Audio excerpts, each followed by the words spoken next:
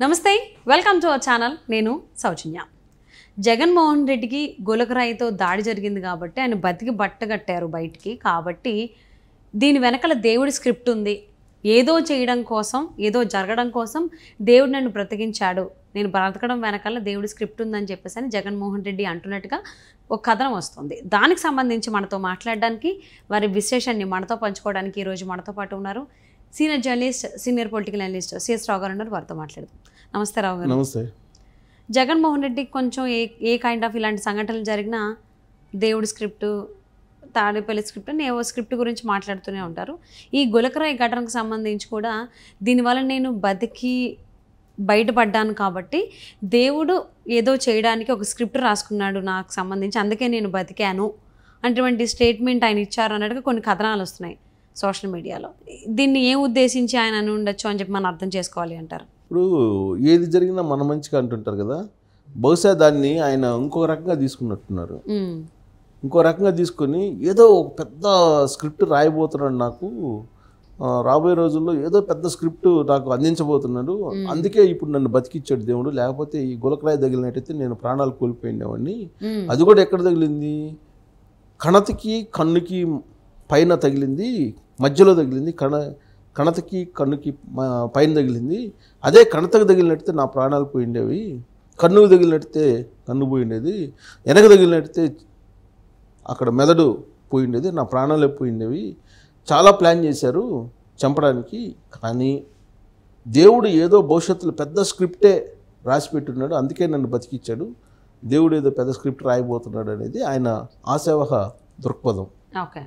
అంటే ఆయన ఈ మధ్య లోకేష్ అంటుంటాడు, ఆయన ఏదో సమ్ ఇల్లుస్ట్రేషన్లో ఉంటారు అని చెప్పి, దానిలో మెడిసిన్లో ఏదో టెర్మినాలజీ ఉంటుంది, అలాంటి డిసీజ్ తోటి ఉన్నాడు ఆయన అని చెప్పి అదే ఊహల్లో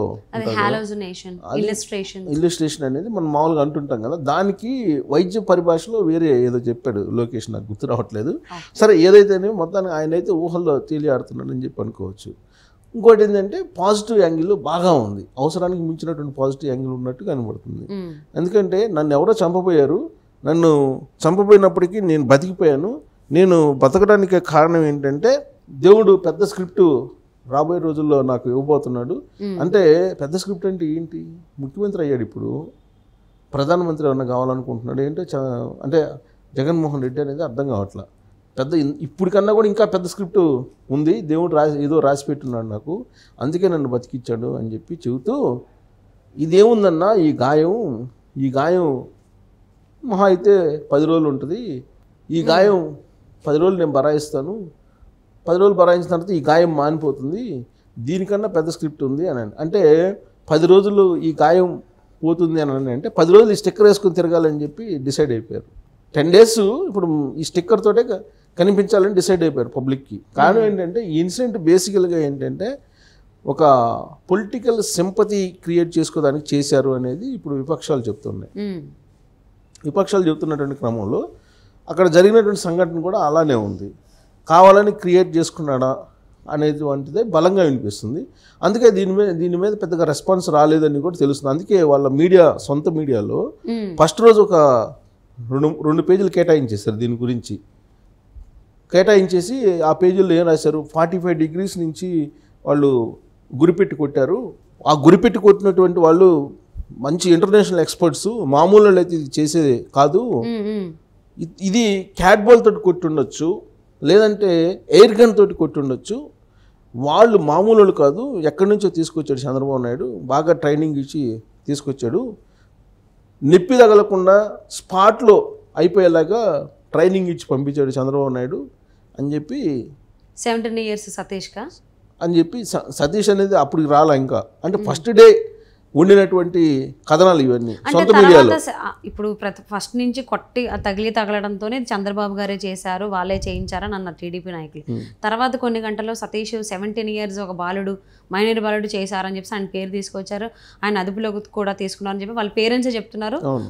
బోర్ని విలపిస్తున్నారు వాళ్ళ పేరెంట్స్. అసలు ఎందుకు తీసుకొచ్చారు? వాళ్ళ పేరెంట్స్ ఏం చెప్పారు? అసలు ఈ సతీష్ అన్న ఎందుకు పోయారని చెప్పారు? వాళ్ళు ఏదో 200 రూపాయలు 300 రూపాయలు ఇస్తానన్నారు, డబ్బులు 1/4 బాటిల్ ముందు ఇస్తానన్నారు, అందుకు ఆశపడి వెళ్ళారు, వెళ్ళినందుకు మమ్మల్ని అనుమానిస్తూ మమ్మల్ని తీసుకెళ్ళి మమ్మల్ని విచారిస్తారా అని చెప్పి ఆ వడ్డెర సంఘం వాళ్ళందరూ కూడా బయలుదేరి ఇప్పుడు రోడ్ల మీదకి వచ్చి ధర్నాలు చేస్తున్నారు. ధర్నాలు చేస్తూ ఏం చెప్తున్నారు, జగన్మోహన్ రెడ్డి అంతకుముందు కోడికత్తి కేసులో సీన్ అయిన అతను దళితుడిని దాదాపుగా 5 సంవత్సరాలు జైల్లోనే ఉంచారు. ఈయన కోర్టుకు హాజరైనట్టయితే ఆయనకి బెయిల్ వచ్చింది. ఏ కేసులో అయినా, ఎంత పెద్ద కేసులో అయినా కానీ బెయిల్ 60 రోజుల్లో వచ్చేస్తుంది. మర్డర్ చేసినా కానీ, మర్డర్ అంటే చట్టంలో ఉన్నటువంటి అంశాలను తీసుకుంటే మర్డర్ చేసిన వాళ్ళకి కూడా 60 రోజుల్లో బెయిల్ వస్తుంది. బెయిల్ వచ్చే కేసులు ఉన్నాయి. కానీ కోడికత్తి సీన్కి 5 సంవత్సరాలు జైల్లో ఉన్నాడు. 5 years 10 years బెయిల్ మీద జగన్మోహన్ రెడ్డి ఉన్నాడు. ఆంధ్రప్రదేశ్లో న్యాయశాస్త్రంలో ఉండేటువంటి చరిత్రను సృష్టించినటువంటి అంశాలు ఏమైనా ఉన్నాయంటే 5 సంవత్సరాల పాటు కోడికత్తి సీను జైల్లో ఉండటం, రెండేంటంటే 10 సంవత్సరాల పైగా జగన్మోహన్ రెడ్డి తన కేసుల్లో స్టే తీసుకొచ్చుకొని బెయిల్ ఉండడం, వాయిదాలేమో 3000 చేంజ్ ఏమో ఉన్నాయి. వాయిదాలు అది త్రిబులార్ చెప్తుంటారు లెక్కేసి 3000కు పైగా వాయిదాలు ఉన్నాయి. దానికి అంటే ఆ బెయిల్కి సంబంధించి, బెయిల్ రద్దు చేయడం దానికి సంబంధించి వాయిదాలు కోరాను. అదే ఇది న్యాయశాస్త్రంలోనే, న్యాయ చరిత్రలోనే ఇది ఒక పెద్ద రికార్డు. ఇప్పుడు గిన్నిస్ రికార్డ్ లాగా, ఇలా వరల్డ్ రికార్డ్ లాగా, ఇలా ఇది కూడా ఒక రికార్డు న్యాయశాస్త్రంలో, ఒక చరిత్ర ఇది.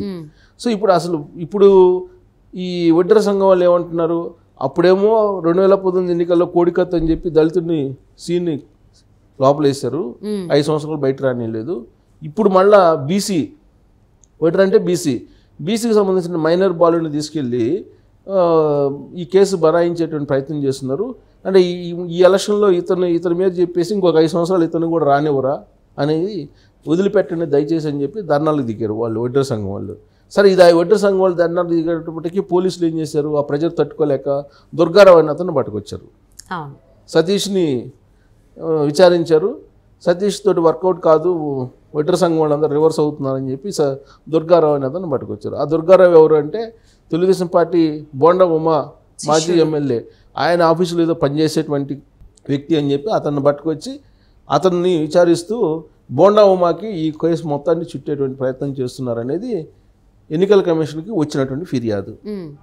తెలుగుదేశం పార్టీ లీడర్లు పోయి రాష్ట్ర ఎన్నికల కమిషన్కి కమిషనర్ మీనాకి ఆల్రెడీ కంప్లైంట్ చేశారు. చంద్రబాబు నాయుడు కూడా ఈ ప్రజాగలం మీటింగ్లో అదే చెప్పారు. వాళ్ళు గులకరాయి వేసుకుని ఆ గులకరాయిని మళ్ళీ తెలుగుదేశం పార్టీకి సంబంధించినటువంటి వాళ్ళకి రుద్దేటువంటి ప్రయత్నం చేస్తున్నారు.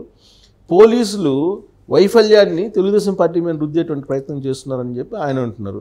ఎందుకు అంటున్నారు, యాక్చువల్గా సంఘటన జరగకుండా ప్రోటోకాల్ ప్రకారం ఏ విధంగా అయితే 5 అంచెల భద్రత కల్పించాలో జగన్మోహన్ రెడ్డికి 500 భద్రతలు కల్పించకుండా ఈ రాయి సంఘటన జరిగింది. అది పోలీసుల వైఫల్యం. పోలీసులు బాధ్యులను చేయాలి.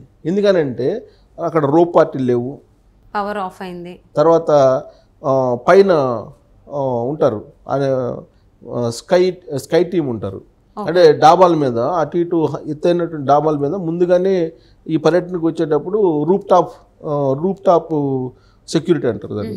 ఆ రూప్ టాప్ సెక్యూరిటీ ఎక్కడా లేదు, రోప్ పార్టీ ఎక్కడా లేదు. అసలు కరెంట్ ఎందుకు కట్ చేశారు? కరెంట్ కట్ చేయడానికి ముందుగా మీరు ఏమైనా డిఈకి అక్కడ ఉండే డిఈకి చెప్పారా? ఇప్పుడు ముఖ్యమంత్రి కదా జగన్మోహన్ రెడ్డి, ముఖ్యమంత్రి హోదాలో ప్రోటోకాల్ ఇవ్వాలి, ఏ విధంగా ఇవ్వాలి అలా ఇచ్చారా? అక్కడ ఇవ్వలేదు కదా. అసలు ఆ ప్రోగ్రామ్ ప్రీ ప్లాన్డ్ ప్రోగ్రామా లేదంటే అన్ప్లాన్డ్ ప్రోగ్రామా? ఎప్పుడు కూడా ఆయన బస్సులో ఎక్కి బస్సు ఎక్కి బస్సు మీద ఆయన ప్రచారం చేయలేదు అంతసేపు ఎక్కడ కూడా. ఆయన మొత్తం టోటల్గా సిద్ధం బస్ యాత్రలో ఒక విజయవాడలోనే అన్ప్లాన్డ్గా అలా చేశారా, లేదంటే ఆ విధంగా చేసి ప్లాన్డ్గా సింపతి కొట్టాలని చెప్పి ఈ గులకరాయి వ్యవహారాన్ని దేవుడి స్క్రిప్ట్ కదా, దేవుడి స్క్రిప్ట్లో ఇవన్నీ ఎందుకు వస్తున్నాయి అంటే దేవుడి స్క్రిప్ట్లో ఇలా రాస్తేనే కదా మళ్ళీ ఏదో పెద్ద స్క్రిప్ట్ భవిష్యత్తులో ఉందని. అంటే ఈ గులకరాయి దాడి ఘటన వెనకాల దేవుడి స్క్రిప్ట్ ఉంది కాబట్టి జగన్మోహన్ రెడ్డి గులకరాయి తగిలా కానీ బ్రతికారు. సో లేదంటే ప్రాణాలు పోయిండేవి గులకరాయితో.